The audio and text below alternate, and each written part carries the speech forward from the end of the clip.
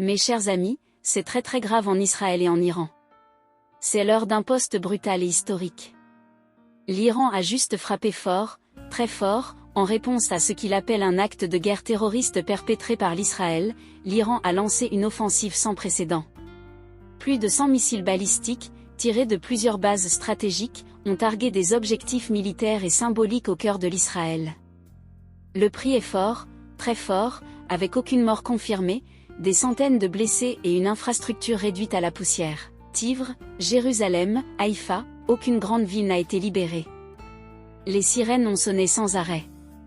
L'armée israélienne, retenue, a essayé de contenir les attaques, mais l'intensité a été telle que plusieurs systèmes de défense ont été dépassés.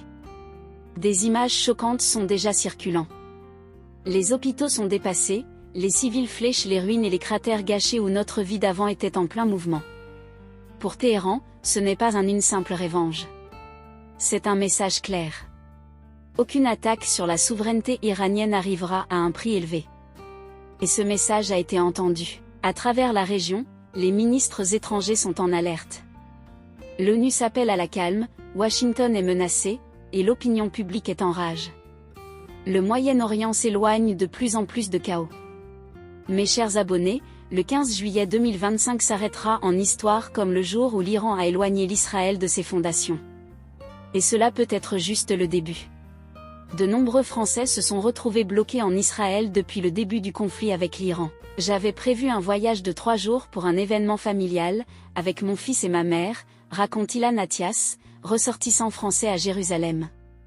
Depuis 4 jours et 4 nuits, nous sommes coincés ici, sous les missiles, dans les abris, en vivant la vie des Israéliens, ajoute-t-il, expliquant être à court de traitement hormonal pour son fils malade. Selon lui, l'ambassade française sur place ne fait rien pour les aider à rentrer en France. On se sent laissé pour compte, abandonné par les autorités françaises, explique le père de famille, qui déplore n'avoir eu aucune information précise, aucun accompagnement de la part de l'ambassade. Nous vous invitons à partager vos opinions dans les commentaires. Si vous l'avez apprécié, n'hésitez pas à l'aimer et à le partager avec vos amis et votre famille.